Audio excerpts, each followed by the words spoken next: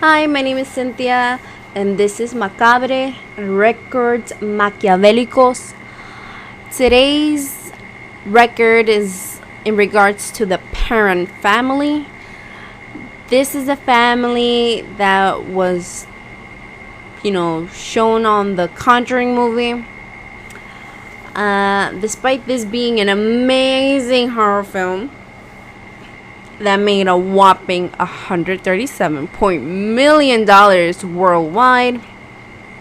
I think what made everyone get a little more scared and really made this movie, The Conjuring, such an amazing movie was the fact that the movie informed the audience that the movie was actually based on true events. That based on true events part, I think, made everyone's, skin turn into chicken skin, and everybody get that little extra fear put into their heads when the movie started, The Conjuring. So today, what I'm going to be talking about is about the family that unfortunately had to go through these events 30 years before The Conjuring was made. And thank you to this family, that's how The Conjuring 30 years later was actually made. Without them, we wouldn't have nothing to talk about. And you know how supernatural movies go, usually a lot of blood, a lot of things being tossed around, but not really scary.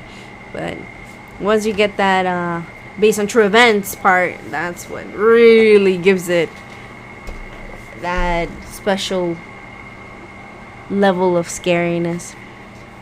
Anyway, so the name of the family that had to endure these events was the mother, Carolyn. The father was named Roger. Both of them had 5 beautiful girls named Andrea, Nancy, Christine, Cynthia, like me, and April. So on January of 1971, the Perron family bought a farm located at 1677 Round Top Road, Harrisville, Rhode Island. So, as per the eldest of the 5 sisters, Andrea, stated in an interview that 5 minutes into arriving at the farmhouse, she had her first encounter. That's how heavily haunted, or that's how much of high activity of paranormal events were happening at this farm. That's how dense it was already from the beginning. I couldn't really find anything about the owner that sold the barn to the Perron family, if they've encountered any paranormal activity. I'm pretty sure they did. However, this was a long time ago, so I'm guessing they never got a chance to get an interview done to them. And the Perron family never really asked about it because, as soon as the papers were signed and everything was sold, boom, they left. So, as 5 minutes into arriving at the house, Andrea, the oldest of the 5 daughters, she stated that her father was unloading the truck, and she called Andrea to help him with a box filled with things from the kitchen. He told her, "Take this box, take it to your mother. She's in the kitchen." So she took the box from her father and started walking towards the kitchen. She said in an interview that the walk from where they were unloading the things to where the kitchen was pretty dang long. And she said that on her way there, that's how she saw her first encounter. That's when she realized that the supernatural was something that was legit. It's not something that people made up. So between the unloading truck and the kitchen, she had to walk by the dining room area. It was here where she saw a man standing in the corner. Very clear, very vivid, nothing transparent, no spooky, shadow. It was like any other person, skin and bone, real person. He was standing at the corner of the dining room, and she greeted him because that's what a polite young girl does.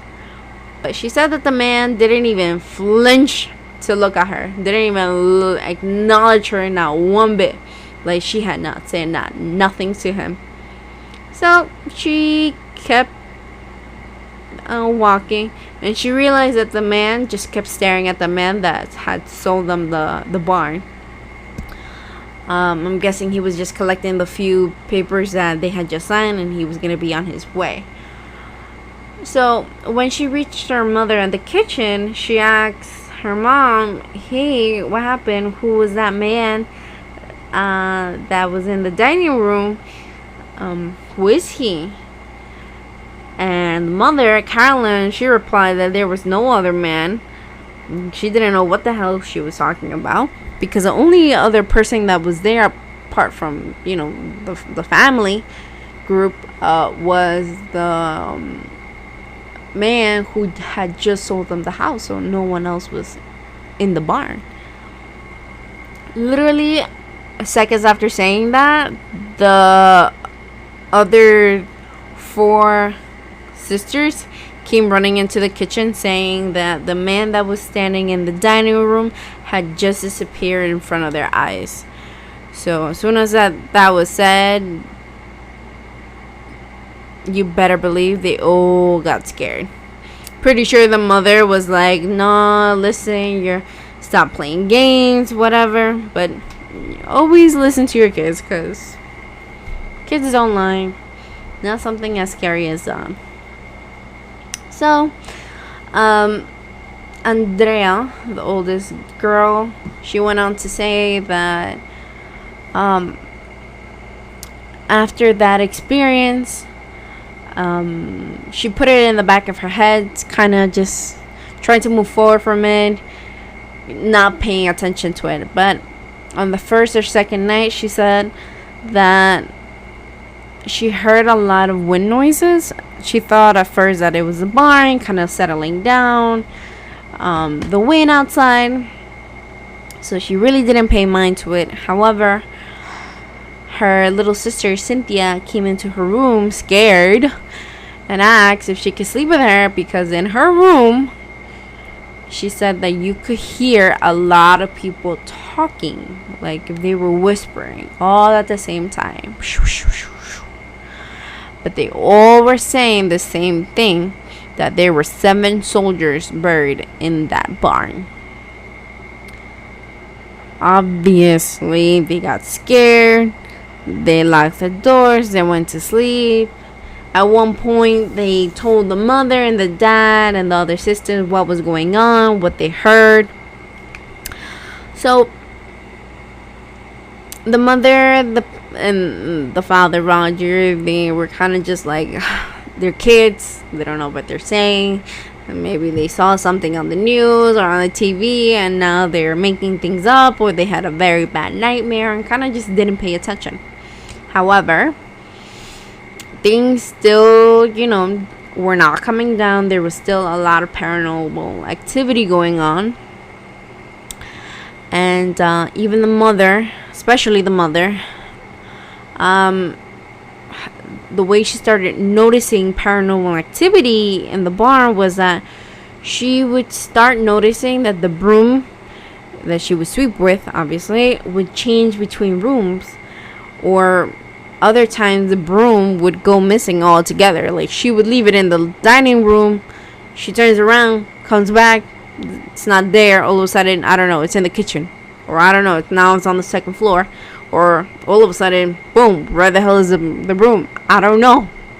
It's just gone. So that's how Carolyn, the mother, she started noticing how the paranormal activity in the house was, oh, my alarm.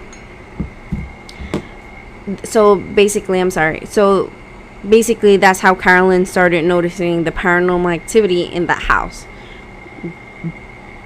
by the broom moving place to place. Also, once this started happening, Carolyn decided that she was gonna do research on her own, because she started noticing paranormal activity. Her daughters were noticing this paranormal activity, that they're hearing voices, they're hearing very detailed things. There's 7 soldiers buried under the barn.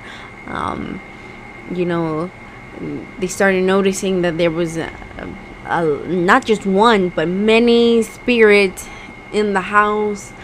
And she just wanted to get to the bottom of this. And so she started doing her own research.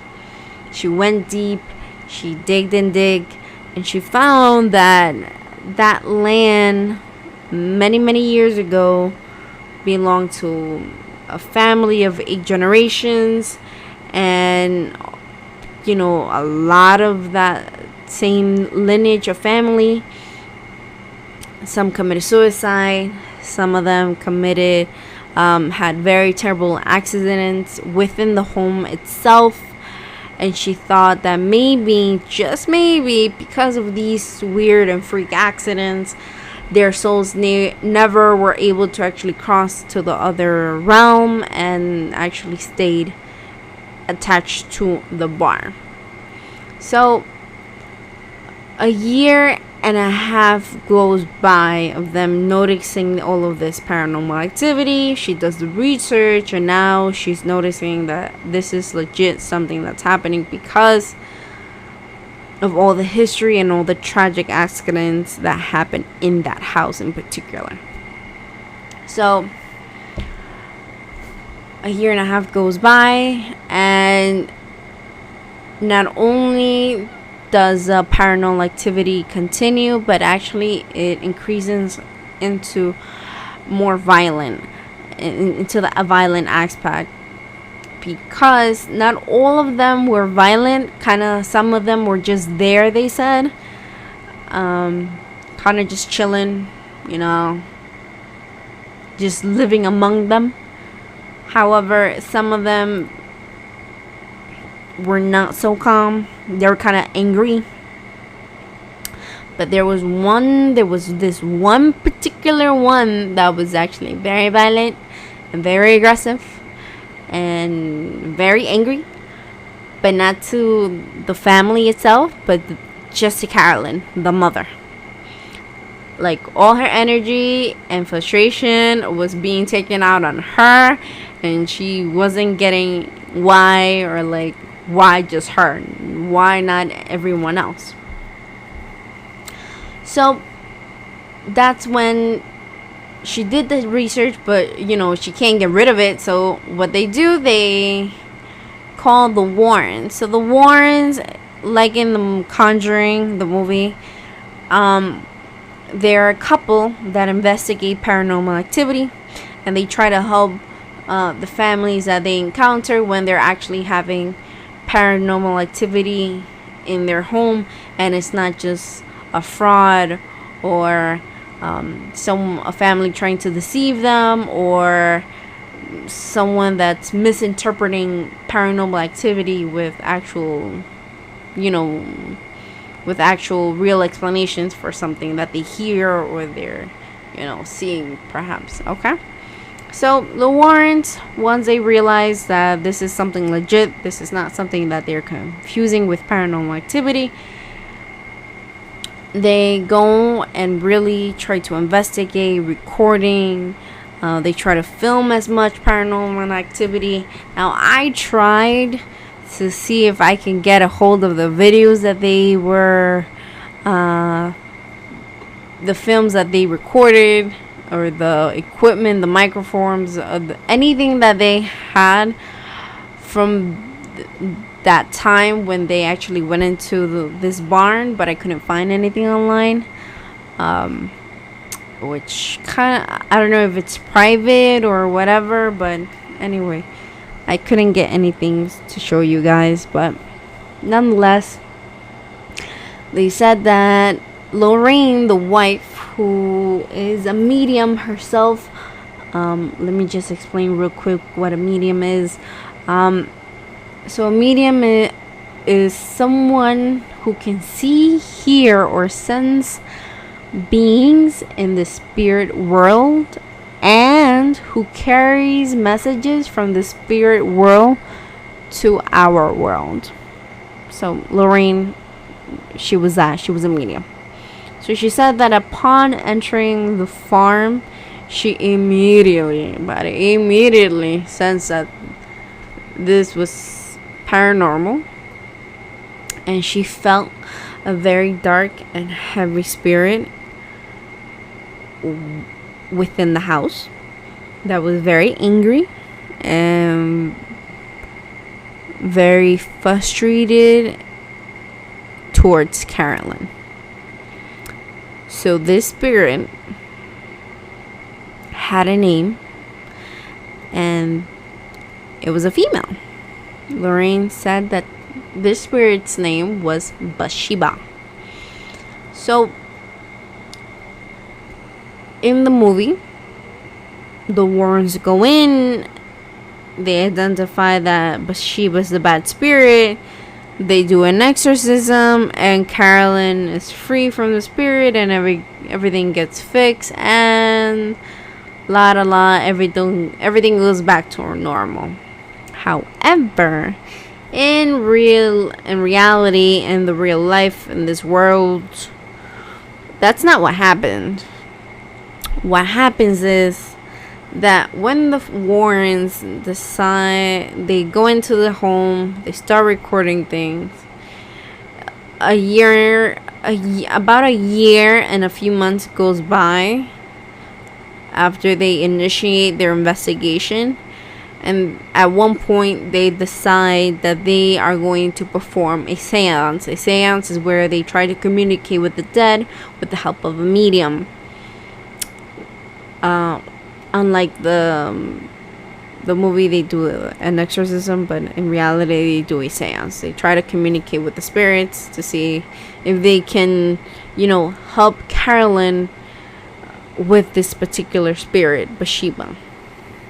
However, things go wrong, and instead of helping things, they kind of not go as planned. So when they start performing the seance, Carolyn actually gets possessed by this dark entity that it seems that came through the actual seance. Well, however they were doing the seance, perhaps through a Ouija board, something came through and possessed Carolyn very briefly. But in this brief moment, Carolyn started speaking in another language that was not from this world, and started to curl into like a little ball that you would expect bones to break, or to hear bones breaking. That's how tight her body curled up into a ball like state. Those were the words that Andrea, her oldest daughter, used to describe how she saw her mother when she got possessed. Andrea said that when they were actually performing the seance, the Warrens were performing the seance, she was hiding and actually looking everything is being performed, and that's how she saw her mother. Those were her words that she used in regards to the language, how she saw her mother, and how scary this was. So it was at this point, seeing, not being able to recognize his wife to begin with. They went into the seance thinking that they were just going to communicate, and all of a sudden Carolyn is over here curling up to a ball, speaking in a whole new language, looking not herself, looking like she was being possessed by something maybe unhuman. So Roger at that point decided, to kick the Warrens out from his home. Actually, that's what really happened. They got kicked out from the house. So once this seance was performed and everything, Carolyn went back to herself. She was no longer possessed. And as per Andrea, the spirits actually did come down for quite a while. They didn't go away, they were just there, but they were kind of like more like in a distance. Like, I'm here, but I'm not gonna bother you, I'm not gonna talk to you, I'm not here to mess with you. Kind of just like way in the back. So even though that sounds like okay, like it seems like the seance actually did work, Andrea said that she felt that whatever came through and possessed her mother, it could have been Bathsheba, or it could have been something else, but whatever that thing was that possessed Carolyn, her mother, that was what's making the other spirits kind of just stay adrift, kind of stay away from them, kind of just like whatever was that was like of higher authority, of higher power, so to say, in aspects of being more like supernaturally more scary than the rest of the spirits that were attached to that barn. So the spirits were staying far away, leaving them alone. But Andrea said that she started noticing that her mother was changing, like mentally and physically.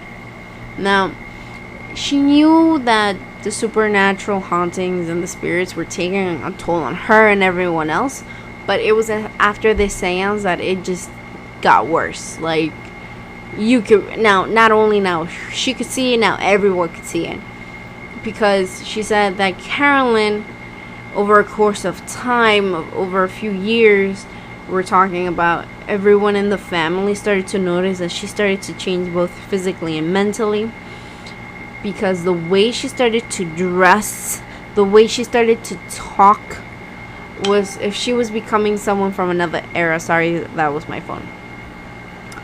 She started using words like like folk and the way people would speak from back in the day, not from this time.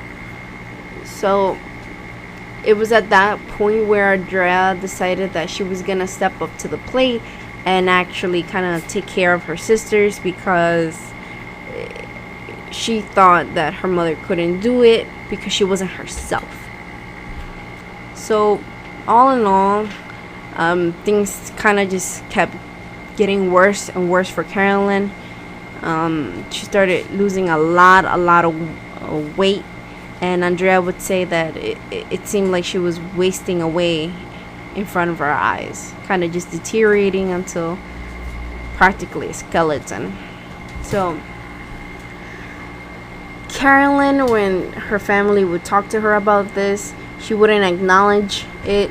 She would just shake it off, saying like she didn't know what they were talking about.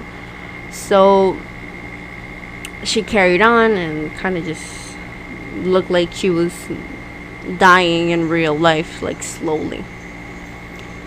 But however, Carolyn had a moment of light, a moment of of realization one day. And thank God for this day, or else as for Andrea, she would have, her mother would have died.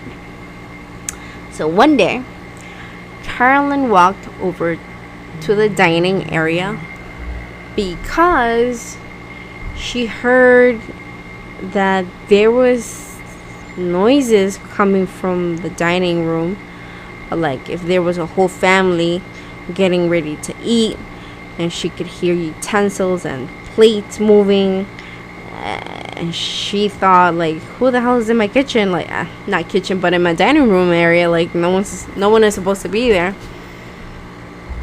So she says that once she entered into view of the dining area, she saw a woman telling her kids to sit down to eat.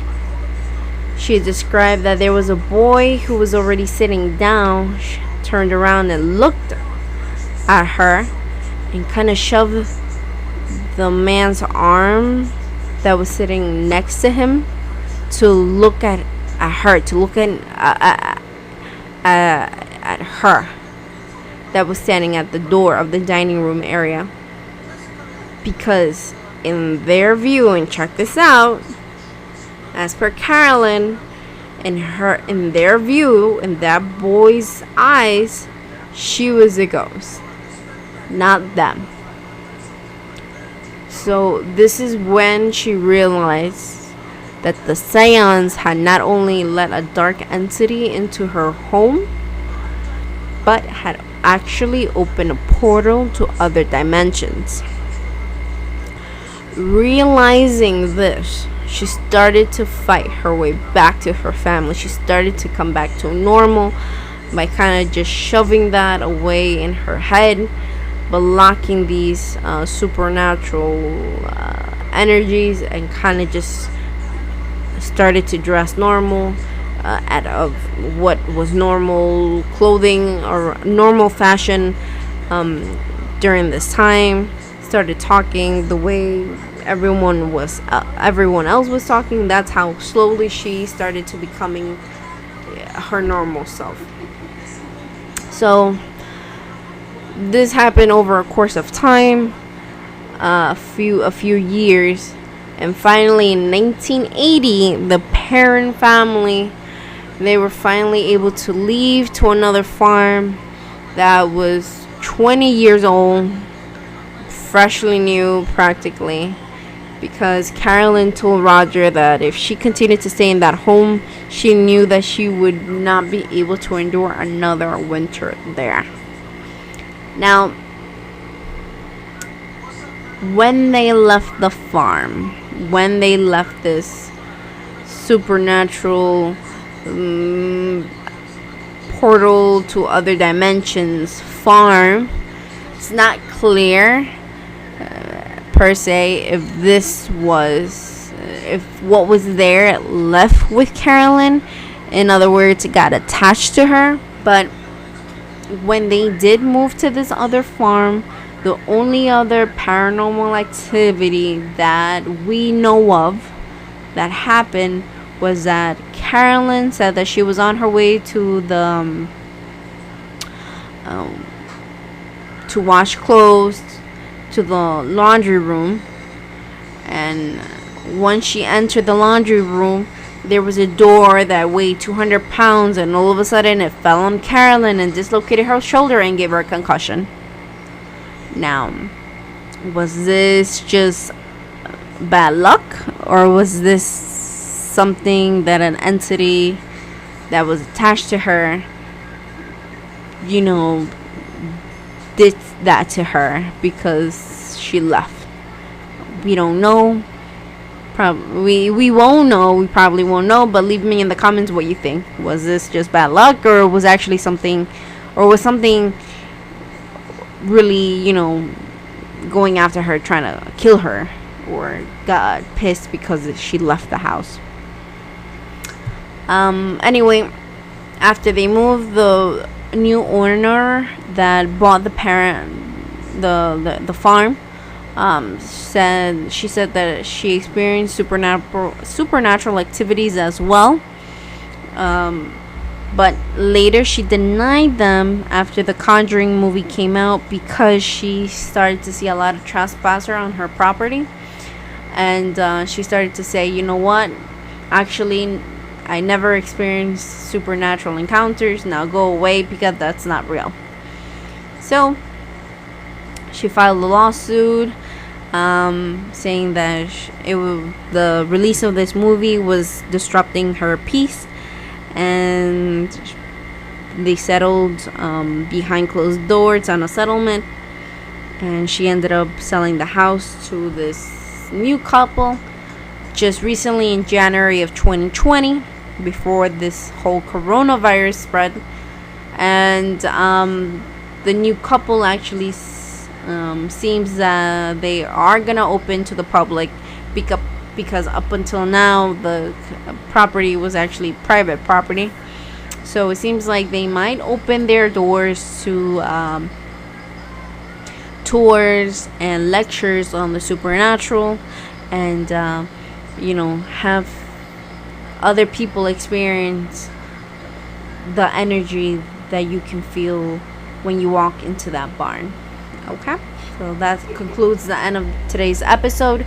Thank you so much for listening, and you can find me, go and follow me on Instagram. I'm under Macabre Records Machiavelicos, or you can follow me on Facebook as well, which is under Records. I got confused. You can follow me on Facebook at Macabre Records Machiavelicos. I will be uploading another video on Sunday. It's gonna be about a serial killer. Try to guess who it's gonna be before Sunday. Leave it in the comments under this video, and let me know if you think Carolyn left the farmhouse with something attached to her, or was it just bad luck that 200-pound door fell on her and dislocated her shoulder and gave her a concussion. Leave it in the comments as well. All right. I will be uploading videos throughout the week, maybe one little tiny one, and on Sunday you will have your serial killer video. All right, thank you so much, and take care. Bye.